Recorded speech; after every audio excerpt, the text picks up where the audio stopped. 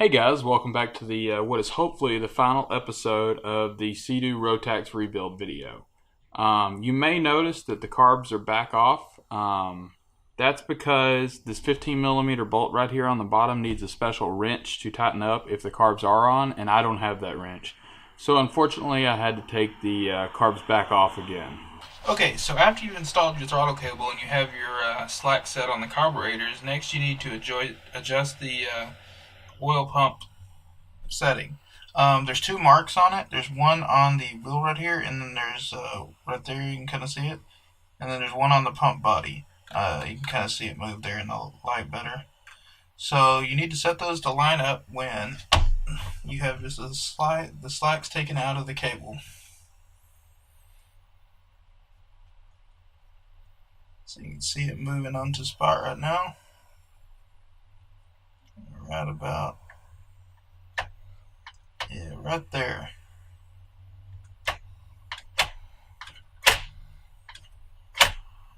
Okay. And then of course set your jam nuts so it doesn't move. Before you start the engine though, once you reinstall the oil tank, you need to be sure to bleed this out right there to make sure there's no oil in the feed line. Then you need to make sure these lines here are also bled out. Or these two little lines. Alright, up next we're going to be installing the fuel tank back into the boat. Sorry if the footage isn't real great, it's kind of tricky to get a good shot of this.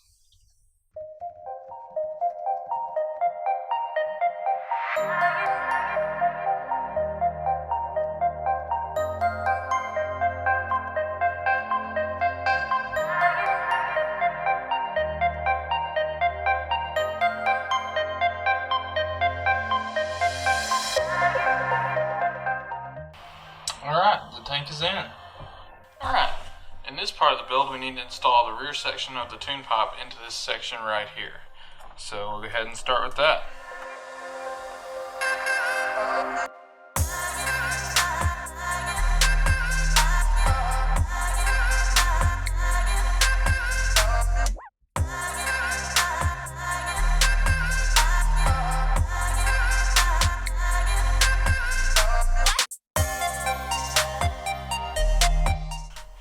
Alright, now that part's in. I'm going to go ahead and put the one bolt in to hold it in place.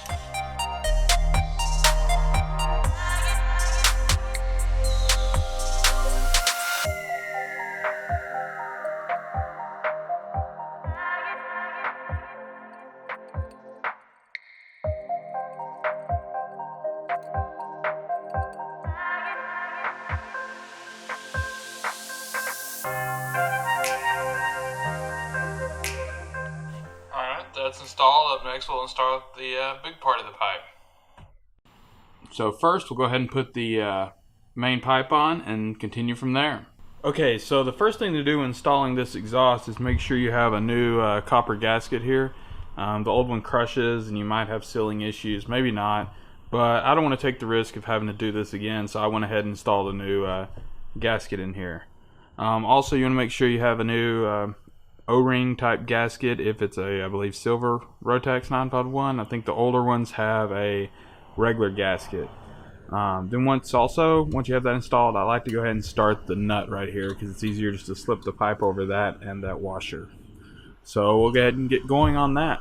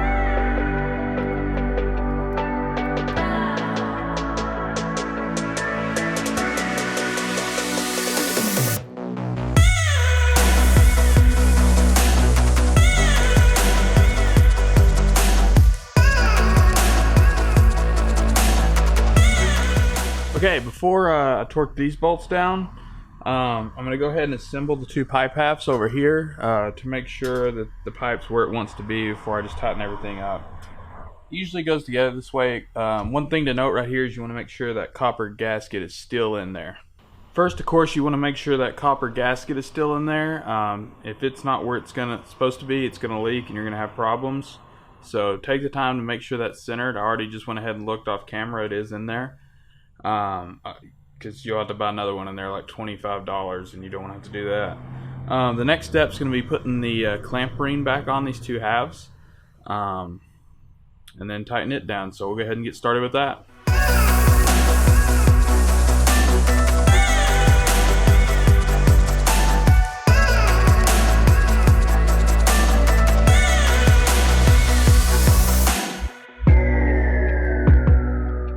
Alright, now that we got that clamp sort of on there, I'm going to go ahead and tighten that down some, but not all the way.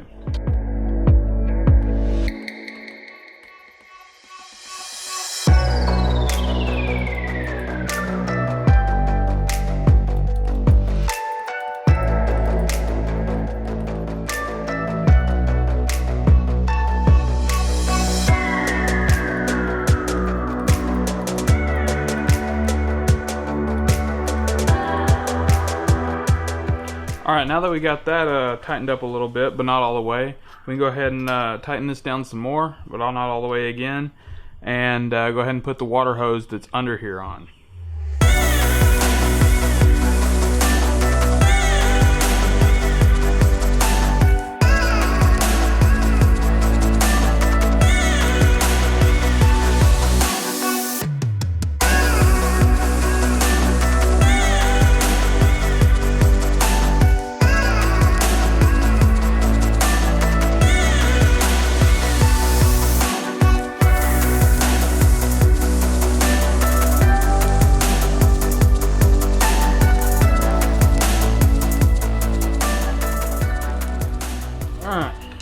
The water pipe's on.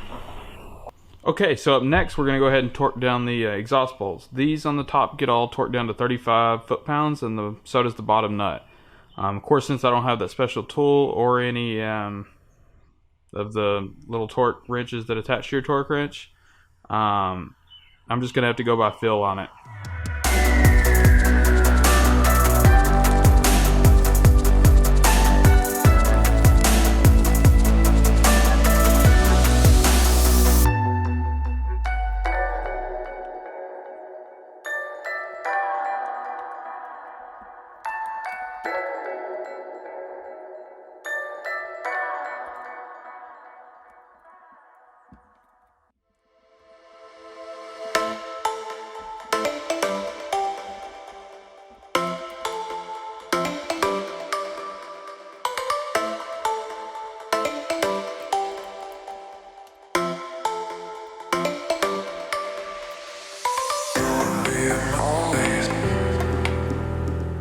Alright, last we'll just go ahead and put this piece of rubber hose on there to kind of protect the threads and keep them getting hung on stuff.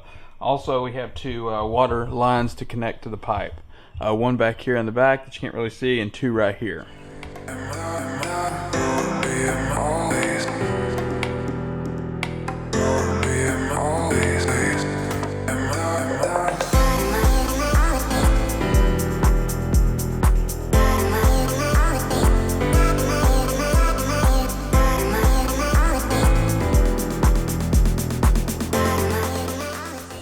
Okay, and the pipe is completely installed. Up next, we got to put the carburetors back on. So earlier, you saw that we had to take the carburetors off to put the pipe on to tighten up that bottom bolt. So now it's time to put them back on. Obviously, it's not going to be easy to see this time around, but I'll go ahead and film it anyway.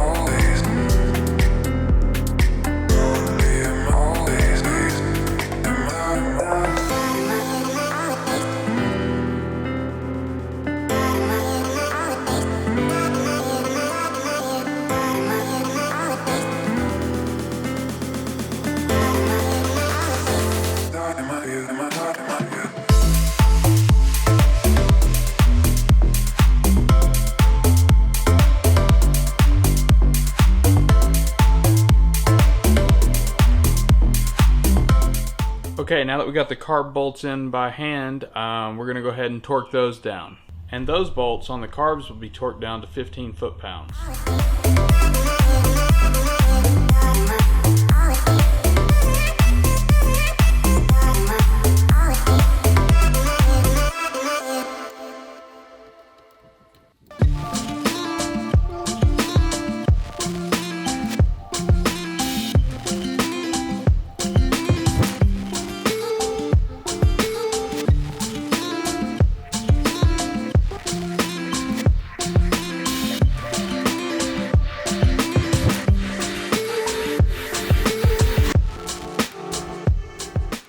So the last thing we have left is installing a couple of the air intakes and a couple hoses, and that's really about it. And of course the seat mount and a few vent hoses, and then we're done.